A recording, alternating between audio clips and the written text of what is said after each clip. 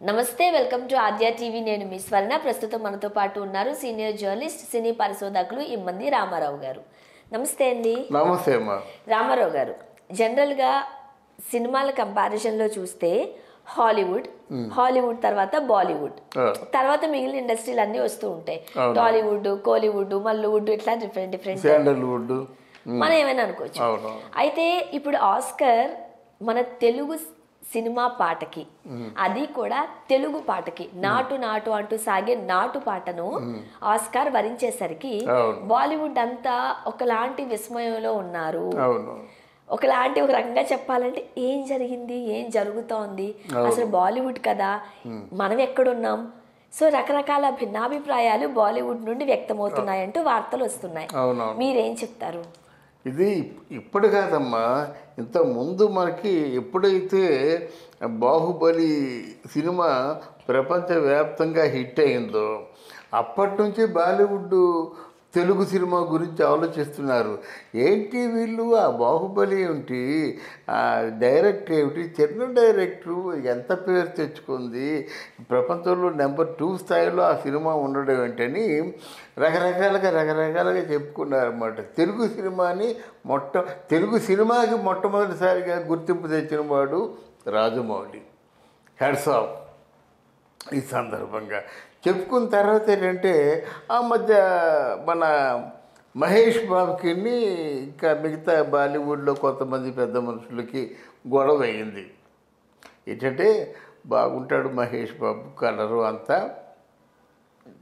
Bollywood lock చేస్తే బాగుంటుందంటే మహేష్ బాబు ఏమన్నాడు, మీరు నన్ను భరించలేరు అన్నాడు. దానికి వాళ్ళు చర్నాకోలతో కొట్టినట్టుగా ఒక మాట అన్నారు. ఏంటంటే అవునులే, మేము భరించలేము, అడ్వర్టైజ్మెంట్ చేసేవాళ్ళు భరిస్తారన్నారన్నమాట. అంటే దానికోసం అనలేదయ్యా బాబు, నాకు ఆ సినిమా మీద కానీ ఆ లాంగ్వేజ్ మీద కానీ పట్టు లేదు కనుక అలాగన్నానని ఈయన మళ్ళీ సమాధానం చెప్పాడు. ఏది ఏమైనప్పటికీ కూడా బాలీవుడ్ చుట్టూతా ఉన్నటువంటి సినిమాలు ఖండాంతరాలు దాటి ప్రపంచాన్ని చుట్టి వచ్చేయడం, కేజీఎఫ్ కానీ ఇవన్నీ ఉన్నాయంటే ప్రపంచాన్ని దాటేస్తున్నాయి కదా. కాంతారా సినిమా బ్రహ్మాండమైన హిట్టు, నిన్న కాకపోతే వెళ్ళినటువంటి కార్తికేయ సినిమా బ్రహ్మాండమైన హిట్టు, మా బాహుబలి బ్రహ్మాండమైన హిట్టు, త్రిపుల బ్రహ్మాండమైన హిట్టు, ఇప్పుడేమో ఆస్కార్ అవార్డు. అసలు ఎంత అంటే తెలుగు సినిమా తాలూకు అప్పుడెప్పుడో స్వర్ణయుగం అని నేనే చెప్పాను నేను. కానీ ఇప్పుడు కూడా ఇది కూడా రాజమౌళి ప్రపంచవ్యాప్తంగా తెలుగు సినిమాకి స్వర్ణయుగాన్ని సాధించి పెట్టాడని మనం చెప్పాలన్నమాట. ఎందుకంటే ఆయనకే దీక్ష లేదు. ఆయన చేస్తున్న సినిమా ప్రపంచవ్యాప్తంగా కీర్తి ప్రతిష్టలతో అసలు ప్రపంచంలో ఉన్నటువంటి ఆ కిరీటాన్ని ఆ సినిమా ఒకటే దక్కించుకోవాలి, అదే ఆయన ఉద్దేశం, అదే చేశాడు. కానీ బాలీవుడ్ వాళ్ళందరికీ కూడా కన్నెరగా ఉంది, బయటికి ప్రశంసిస్తున్నారు. కానీ మంచి ఆర్టిస్టులు అంటే అమీర్ ఖాను, తర్వాత సల్మాన్ ఖాన్, ఇట్లాంటి ఆర్టిస్టులు లేదు, నిజంగానే ప్రశంసిస్తున్నారు. సిన్సియర్గా లేదు, వాళ్ళలో టాలెంట్ ఉంది, బ్రహ్మాండం చేస్తున్నారు. ఆ తారక్ ఎంత బాగా చేసేస్తున్నాడు, ఆ రామ్ చరణ్ ఎంత బాగా చేస్తున్నాడు. బాబోయ్, ఆ అమీర్ ఖాను రాజమౌళిని ఎంతగా ప్రశంసించాడో తెలీదు మాట. ఇప్పుడు మాట్లాడితే రాజమౌళి గురించి మాట్లాడితే ఎవరు, మన అమీర్ ఖాన్ వచ్చేస్తున్నాడు. ఆ తారక్తో డ్యాన్స్ వేయడం కానీ, లేకపోతే రామ్ చరణ్తో డ్యాన్స్ వేయడం కానీ, రాజమౌళిని నీ సినిమాలో ఒక ఫ్రేమ్లో చూపించరా బాబు చాలు అన్నం కానీ, ఇట్లాంటి హార్ట్ఫుల్గా మాట్లాడుతున్నాడు అన్నమాట. అసలు ఈరోజు బాలీవుడ్లో ఒక సినిమా సక్సెస్ అవ్వాలంటే ఎలాంటి స్టంట్ ఉపయోగించారంటే, మీరు కానీ ఈ సినిమా సక్సెస్ చేయకపోయినట్టయితే నేను ఇండియా వదిలి వెళ్ళిపోతానన్నమాట. ఆ మాట చెప్పుకోవాల్సిన అవసరం వచ్చిందన్నమాట. బట్ ఎనీవే, ఇది ఒక హిందీ ఫీల్డ్లో బాలీవుడ్లో ఉన్న వాళ్ళకి మాత్రం పెద్ద కనువిప్పు. అంటే తెలుగు సినిమా ఇంత కీర్తి ప్రతిష్టల అంటే రాజమౌళిలో ఉన్న గొప్పతనం ఏంటంటే కీర్తి ప్రతిష్ట రావడం ఒకెత్తైతే ఇప్పుడు ఎవరికి వస్తుంది చెప్పండి ఆలోచన. ఆస్కారు అవార్డు డయాస్ మీద 150 మంది ఫారినర్స్ చేత ఏ పాటకైతే అవార్డు వస్తుందో ఆ పాటని పెర్ఫామ్ చేద్దామన్న ఆలోచన ఎవరికి వస్తుంది? ఈ బ్రెయిన్ రాజమౌళిదే కదా. అంటే ఏంటి, అవార్డు రాకముందే అవార్డు తనకు సంబరం అయిపోయింది. నాటు నాటు నాటు అని వాళ్ళు పాడుతూ డ్యాన్స్ చేస్తుంటే 150 మంది కూర్చుని అందరూ డ్యాన్స్ చేశారు.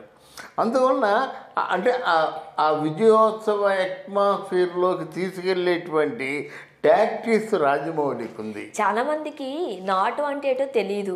పైగా దాన్ని మనం క్లారిటీగా ఇంగ్లీష్లోకి మనం దాన్ని తర్జుమా కూడా చేయలేం, ట్రాన్స్లేట్ చేయలేం. నాటు అంటే ఏంటి, రఫ్ అనాలా, కొంచెం ఏమనాలో కూడా తెలియదు.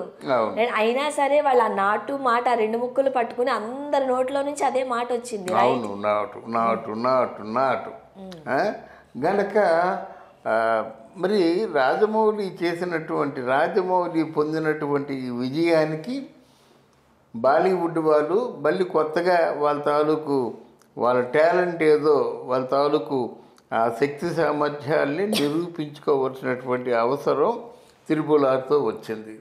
ఒక మంచి క్యూట్ లవ్ స్టోరీస్ తీయాలన్నా, లేకపోతే భారీ సెట్టింగ్లు వేసి హిస్టరీకి సంబంధించి ఒక కథ చెప్పాలన్నా బాలీవుడ్ వాళ్ళకి ఫస్ట్ ప్లేస్ ఇచ్చేవారు ఒక టైంలో. అవునవును. బట్ ఇప్పుడు ఆ ప్లేస్ని మన తెలుగు ఇండస్ట్రీ కూడా తీసుకుంటుంది. తెలుగు ఇండస్ట్రీలో రాజమౌళి తీసుకుంటున్నాడు. అందరూ తీసుకుంటే ఇంకేముంది మొత్తం. ఇప్పుడు అక్కడ హాలీవుడ్ వాళ్ళు కూడా రాజమౌళి తాలూకు ఆ పెర్ఫార్మెన్స్కి మొదలు పోయి కూర్చున్నారు. మామూలు సెన్సేషన్ కాదు, ఇది సంచలనం ప్రపంచ వ్యాప్తంగా. ఎవరి రాజమౌళి అంతా ఆయనే కదండి, కర్త కర్మ క్రియ 3 రాజమౌళే కదా. సినిమా వాళ్ళిద్దరు చేసి పెర్ఫార్మెన్స్ చేయడం కానీ, పాట రాయించుకోవడం కానీ, పాటకి ట్యూన్ చేయించడం కానీ, ఆ ట్యూన్కేమో ఇద్దరి చేత అవుట్ స్టాండింగ్ పెర్ఫార్మెన్స్ కొరియోగ్రఫీ చేయించడం కానీ, ఇదంతా రాజమౌళి కదా. అందువల్ల ఈ విక్టరీ రాజమౌళి అయినప్పుడు కూడా ప్రపంచవ్యాప్తంగా ఉన్న వాళ్ళు అందరూ కూడా స్పందిస్తున్నారు. ముఖ్యంగా బాలీవుడ్ అసలు చాలా చాలా తక్కువగా చూసేది తెలుగు ఫీల్డ్. అంటే తెలుగు ఫీల్డా అంటే ఒకప్పుడు మలయాళం ఫీల్డ్ని కూడా అలాగే చూసేదన్నమాట. మలయాళం ఫీల్డ్ అంటే వారంలో సినిమా తీసేవారు, మరి మలయాళం ఫీల్డ్ అనేవారు అన్నమాట. ఇప్పుడు మలయాళం ఫీల్డ్ అంటే కథలకి పుట్టినట్టు అంత బాగా చాలా న్యాచురల్ గా తీస్తారు.